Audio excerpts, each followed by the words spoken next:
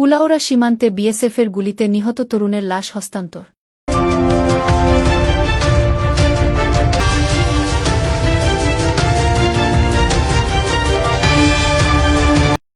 কুলাউড়া সীমান্তে ভারতের অভ্যন্তরে ভারতীয় সীমান্তরক্ষী বাহিনীর বিএসএফ গুলিতে নিহত বাংলাদেশি তরুণ তারা মিয়া ১৯ এর লাশ স্বজনদের কাছে হস্তান্তর করা হয়েছে। ১০ আগস্ট সোমবার বিকেলে উপজেলার চাতলাপুর শুল্ক স্টেশন ও ইমিগ্রেশন চেকপোস্ট এলাকায় বিএসএফ বর্ডার গার্ড বাংলাদেশের বিজিবি পতাকা বৈঠক হওয়ার পর ভারতীয় পুলিশ কুলাউড়া থানা পুলিশের কাছে তারার মরদেহ হস্তান্তর করে। এ সময় দুই দেশের সীমান্তরক্ষী বাহিনী, পুলিশ, সাংবাদিক, জনপ্রতিনিধি ও নিহতের পরিবারের সদস্যরা উপস্থিত ছিলেন। নিহত তারা উপজেলার কর্মধা ইউনিয়নের মুড়িছড়া বস্তির বাসিন্দা আব্দুল মালেকের ছেলে। কুলাউড়া থানার পুলিশ ও বিজিবির সূত্রে জানা গেছে, সোমবার বিকেল ৫টায় তারার মরদেহ হস্তান্তরের জন্য চাতলাপুর শুল্ক স্টেশন ও ইমিগ্রেশন চেকপোস্ট এলাকায় পতাকা বৈঠক হয়। নিহত তারার বড় ভাই রাজু মিয়া লাশ গ্রহণ করেন।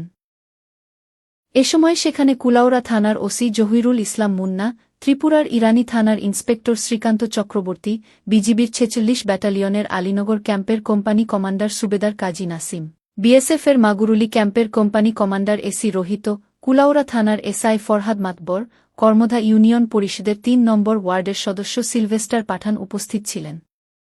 জানা যায়, শনিবার দিবাগত রাত ৩টার পর কর্মধা ইউনিয়নের মুড়িছড়া বস্তির বাসিন্দা কানু মিয়ার ছেলে রেনু মিয়া ৩৬, রইস আলীর ছেলে সুমন মিয়া ১৮ ও রইস আলীর সাথে পিথিমপাশা ইউনিয়নের আলিনগর শিকরিয়া সীমান্ত দিয়ে ভারতের মাগুরুলি এলাকায় চোরাই পণ্য আনতে অবৈধভাবে প্রবেশ করেন নিহত তরুণ তারা মিয়া। এ সময় বিএসএফের ১৯৯ ব্যাটালিয়নের মাগুরুলি ক্যাম্পের টহল দল তাদের গতিরোধ করার চেষ্টা করলে উভয় পক্ষের মধ্যে উত্তেজনা তৈরি হয়। এক পর্যায়ে বিএসএফ সদস্যরা গুলি চালালে ঘটনাস্থলেই তারা মিয়া নিহত হন। এ সময় তার সঙ্গে থাকা বাকি সহযোগীরা পালিয়ে বাংলাদেশে ফিরে আত্মগোপনে চলে যান। কুলাউড়া থানার ওসি শেখ জহিরুল ইসলাম মুন্না বলেন, দুই দেশের মধ্যে আইনি প্রক্রিয়া শেষে চাতলাপুর স্থলবন্দর সীমান্ত দিয়ে ভারতীয় পুলিশ সোমবার বিকেলে কুলাউড়া থানা পুলিশের কাছে তারা মিয়ার মরদেহ হস্তান্তর করেছে।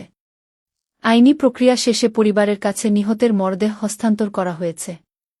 নিহত তারা মিয়ার মাতা আজিরুন্নেছা বলেন, আমার ছেলে কখনো চোরাকারবারে জড়িত ছিল না। টাকার লোভ দেখিয়ে আমার ছেলেকে বাড়ি থেকে ডেকে নিয়ে যায় স্থানীয় সুমনসহ কয়েকজন লোক। তখন বাধা দিলে ছেলে কথা শুনেনি। পরে তারা ভারতে ঢুকে পড়লে বিএসএফ আমার ছেলেকে গুলি করে মেরে ফেললা। আমার বুকটা খালি হয়ে গেল। বিজিবির ৪৬ ব্যাটালিয়নের অধিনায়ক লেফটেন্যান্ট কর্নেল সরকার আসিফ মাহমুদ জানান, বাংলাদেশি তরুণ তারা নিহত হওয়ার ঘটনায় পতাকা বৈঠকে তাদের পক্ষ থেকে বিএসএফের কর্মকর্তাদের কাছে কড়া প্রতিবাদ জানানো হয়েছে। দুই দেশের পতাকা বৈঠকের পর নিহত তরুণের মরদেহ হস্তান্তর করা হয়েছে।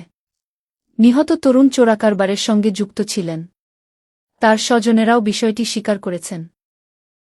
তিনি আরও বলেন, সম্প্রতি সীমান্ত এলাকায় কিছু উঠতি বয়সী তরুণ যুবকরা অপরাধ কার্যক্রমে সম্পৃক্ত হয়েছে। এসব কার্যক্রম বন্ধে বিজিবির পক্ষ থেকে স্থানীয় লোকদের নিয়ে সচেতনতামূলক কার্যক্রম পরিচালনা করা হয়েছে। আগামীতেও এ কার্যক্রম পরিচালনা করা হবে। এছাড়া সীমান্ত এলাকায় বিজিবির টহল জোরদার বাড়ানো হবে। সার্বিক পরিস্থিতি নজরদারিতে রয়েছে।